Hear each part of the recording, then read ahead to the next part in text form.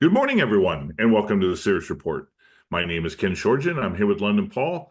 And Paul, I have to ask the question, is there any significant vote in the West that isn't controversial? I'm talking, of Uh, course, about the recent vote with Moldova and its vote internal to join the EU. But with that in mind, there is so much more behind this story. And Paul, we're going to start out first by taking a look at the vote, and then we'll transition. But I want to thank you for being a part of this great discussion. And what do you think is the whole significance behind this drive out of nowhere in a short period of time to join the EU? Well, obviously, firstly, Ken, thanks for joining me as well. It's always appreciated, and it's great that we are able to get together. Well, let's first put a bit of context for a minute. The EU's been pushing to get Moldova into the European Union. What a surprise. And if you go back to June of 2022, it granted Moldova candidate status at that, status even at that point in time. And what a surprise, just prior to, well, there was two elections, the EU referendum and the Moldovan presidential election. But last week, prior to this, they announced a record 1.8 billion euros in financial support for the country. I mean, talk about trying to influence an election.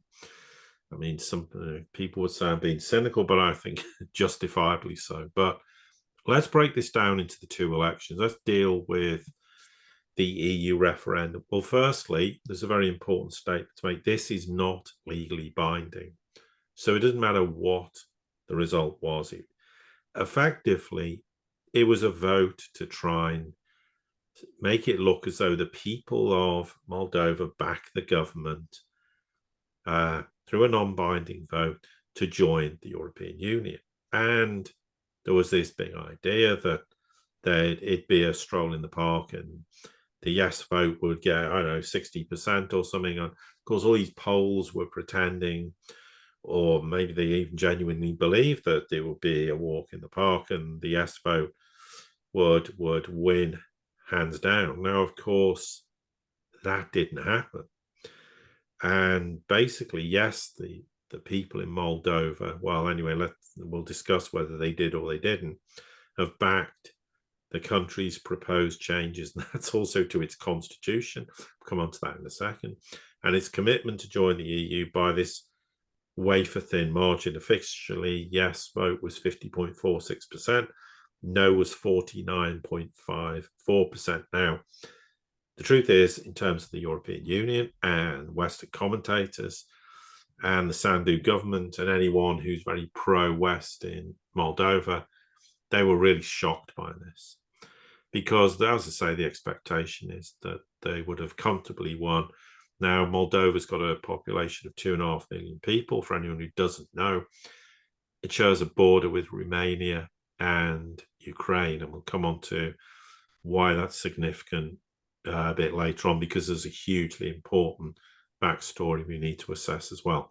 But let's deal with the issue of the vote first. So that was combined either with the presidential elections, which was Maya Sandu, who's the incumbent president and is very pro-EU. What a surprise. And we'll discuss the results of that shortly as well. Now, of course, because this referendum result didn't turn out how it was supposed to be, that there was all these claims that Moldova has enemies and there's all these criminal groups and they were trying to buy votes, and there was Russians involved trying to swing the vote to a no vote. And of course, this is the standard excuse in the West. Now, if a result doesn't go your way, just blame the Russians or blame someone else associated with the Russians. Now, of course, there's also the issue of voters in Transnistria, and we'll come on to what Transnistria is shortly, because that's extremely important as well. So basically, Sandu came out and said, well, the only reason the result was so close was because of all this foreign interference in Moldovan politics. And this was an unprecedented assault on our democracy. I mean, you could have written the script yourself. It was that obvious a statement. Now, She never actually made any reference to Russia explicitly, but there's been these claims in the weeks leading up about payments coming from Russia and trying to pay people to vote against her in the presidential election and against this EU referendum. Of course, the argument that came out of Russia is, well, where's the evidence to prove it? Because you can't just make statements, provide the cast iron evidence, and of course they won't have any. But there's a bit of controversy about this vote, because when it was, think about 82, 83%, the no vote was winning 54% to 46. And then suddenly out of the blue, that changed. Now we're not exactly sure what happened. Maybe it was legitimate. There was claims that it wasn't legitimate. In fact, the Moldovans were the ones rigging the vote. I'm not saying that's the case because we don't know, but there are allegations that are being made. What we definitely know to be true is you have Moldovans living in Russia who were largely prevented from voting.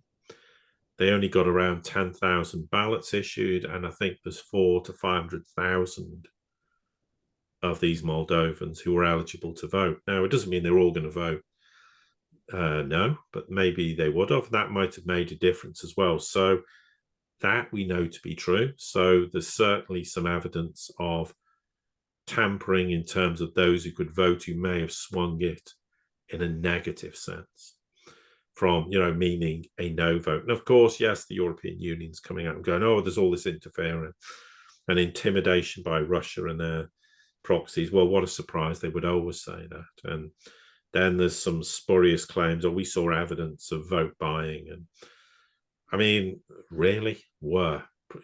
Demonstrate this evidence, and they can't demonstrate it. So clearly the vote is up in the air as to who was doing what, who was trying to influence the outcome of the election.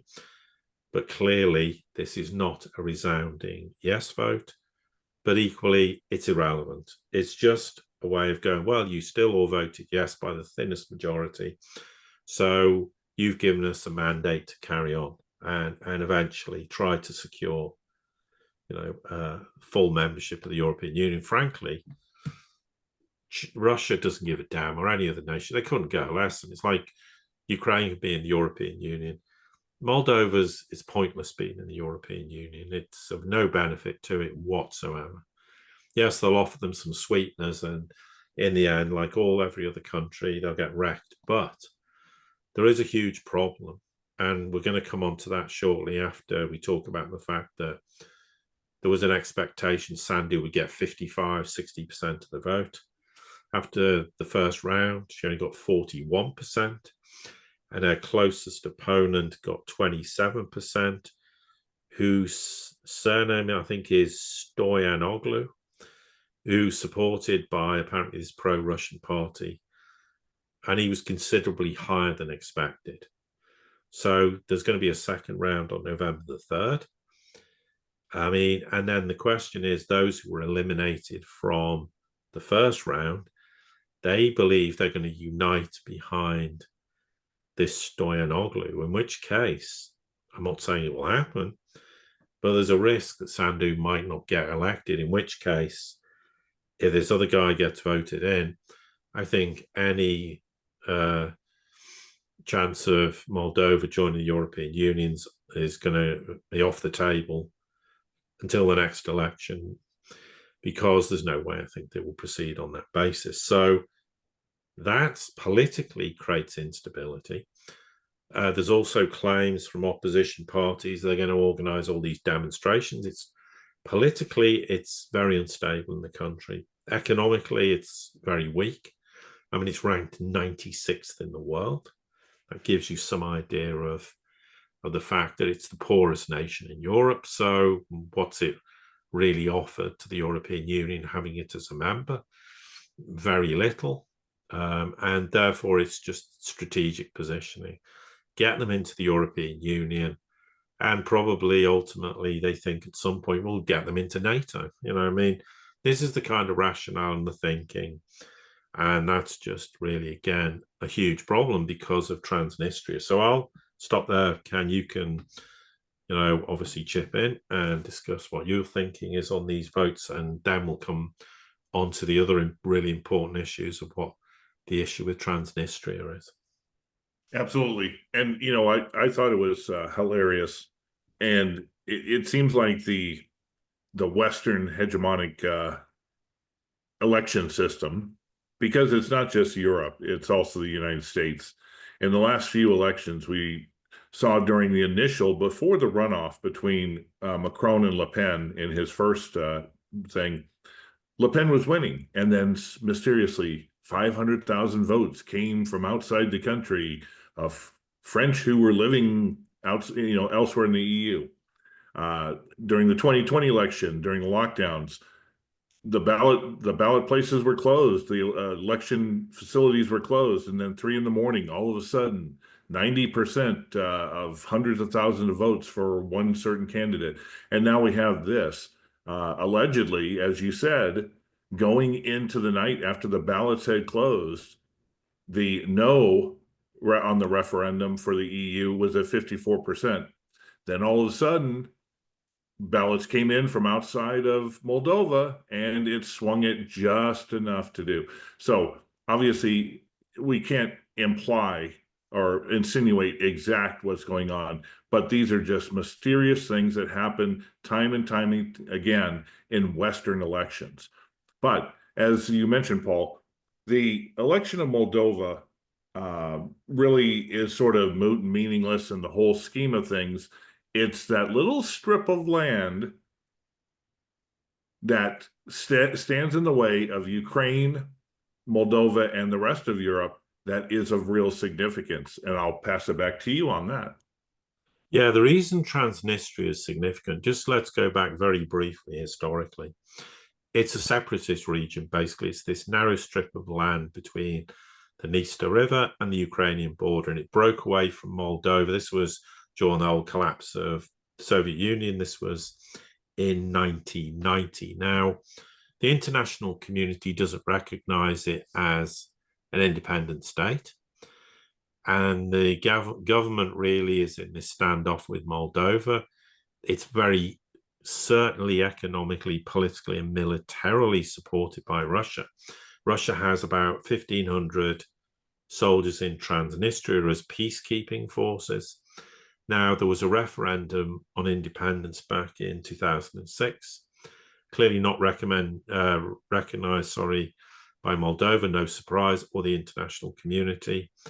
But that saw them reassert its demand for independence and vote in support of, trying to seek a union with Russia. Now, of course, after Russia's 2022 invasion of Ukraine and the start of the Ukraine war, Ukraine sealed its border with Transnistria, and that used to be the main route for imports, making Transnistria then wholly reliant on Moldova for imports through its border. I don't doubt there was some horse trading going on in that regard, but basically it's a small strip of land. It's about 4,000 square kilometers, so very small. It's got a population 350,000 roughly, and it actually, ironically, Transnistria also contains most of Moldova's industrial infrastructure. But obviously, there's some limitations in place because it is isolated internationally. It's very telling that Russia stated that if Transnistria was invaded by Ukraine or Moldovan forces, it would be seen as a declaration of war by Moscow. So you can see the significance. The other thing that's very significant about Transnistria, it has the biggest munitions dump on a site anywhere in Europe. It's enormous, and this stems from the Soviet Union days. So there's that additional problem. So as I say, there's this strip of land which massively complicates EU membership. Obviously, the other question you have to ask yourself, and we'll come on to this shortly, is what's going to be the fallout when the war ends, and I'll explain why there's an issue with that. But one of the biggest challenges for Transnistria is basically they're largely dependent on fuel and energy on Russia, mostly, of course, in natural gas. the gas has to be supplied via Transnistria to Moldova. There's this big, huge network. We're not going to get into that because it's not really that interesting, particularly, but you get the point. And Ukraine, of course, is saying we're going to cut off the energy. So, because they're not going to renew this agreement with Gazprom. So then, if there's no gas flowing through Transnistria to Moldova, what happens to Transnistria? What happens to Moldova? They'll be scrabbling to find a solution to this. But the other problem is, and what would be of serious concern is, are we going to start to see a ratcheting up of political tensions between Moldova and Transnistria? And we're certainly seeing evidence of that. Well, according to the former president, Dodon, who obviously Sandu replaced, has said that they fear Moldova could create an energy blockade of Transnistria when this transit of Russian gas via Ukraine is terminated. I mean, that's supposed to stop on January the 1st. And I mean, apparently what Moldova is going to do is pump the volume of gas it needs via an alternative route. But that could cause serious economic and energy collapse for Transnistria. That's a risk because, if they're not going to renew this gas transit contract with Gazprom, and almost certainly Ukraine won't, then they're going to have to organize gas supplies to Moldova and Transnistria across the western border. Now, the question is, technically it's not a problem, but the problem is the payment for gas, because basically Transnistria has been consuming Russian gas on credit. It doesn't pay for it. It's a bit of a complicated arrangement, and we won't need to get bogged down in exactly why that's the case, because it's not really that interesting or relevant. But you get the idea this is potentially a problem in the making. Of course, the other thing Moldova's trying to do is put increased pressure on Transnistria, because this is the process of integration into the European Union. So it's trying to create economic pressure on Transnistria in recent years. So it's even put customs duty on commodities bound for Transnistria. It's also blocked the imports of medicine and equipment for hospitals and exports of products from Transnistrian companies. That's going to seriously impact its economy, which isn't clearly the biggest in the world. So you get the idea that there is a big potential flashpoint developing here between Moldova and Transnistria, internally within Moldova politically. Also, of course, when the Ukraine war's over, what's going to happen to that region? Are we going to maybe potentially see the breakup of Western Ukraine, which is a possibility? Poland might want to share, Hungary might, Romania might. And then you've got Moldova in the way, effectively. And what I've spoke about probably 4 or 5 months ago was there's rumors of this plan for Moldova to be incorporated ultimately into Romania. There certainly appears to have been discussions had at the European Union level. So the question is, what happens if Romania tries to take Moldova and Transnistria goes, what are you doing? Excuse me, this could turn into a massive flashpoint as well. And Russia's going to get involved, even if it's a narrow strip of land. So you could see potentially some internal conflict. You could see potentially a conflict developing with the Russians. And of course, one of the biggest problems is in terms of joining the EU itself. Moldova really is the poorest country in Europe, Eastern Europe. I mean, it's in no way, shape or form capable of joining the European Union. It's highly dependent on financial assistance from abroad and remittances. That contributes 35-40% of its GDP. But Transnistria is a big roadblock to joining the European Union for them as well. So you can see why there's all these things coming together at this same point in time. Politically, there's economic considerations, there's financial considerations. The the issue of energy being potentially a problem. Moldova is far from certain to be out of the woods. Then there's what happens at the end of the Ukraine war. Is the truth to this idea that Romania wants to take Moldova? I mean, is it going to take Moldova? Then it's going to have the problem with Transnistria. Then is it going to start seeking to take part of West Ukraine in the process? So, this could become another flashpoint that not anybody's really talking about. And we thought it was incredibly important to highlight what we see as another potential flashpoint, in the vicinity of Ukraine, which is likely to come to a head in the next few months, not least because of the risk of an energy blockade to Transnistria, but also as the war ends, does Romania have these designs? And this could start pitting Romania, who's a NATO country, against Russia, who is going to, as they say, if anything happens, it's a declaration of war. So you can see where I'm going and why this is an interesting subject that, as I say, no one's really talking about, and we think it's extremely interesting and extremely important.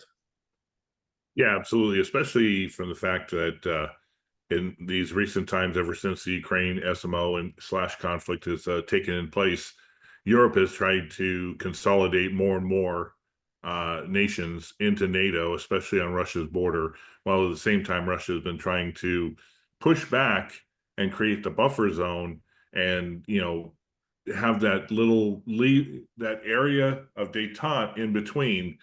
But as if Moldova, Romania, and any of the others decide, especially if they move into Ukraine once the conflict is done, if it's a free-for-all, then if they happen to get into the EU and eventually into NATO, well, we're back to where we were, with NATO sitting right on Russia's doorstep.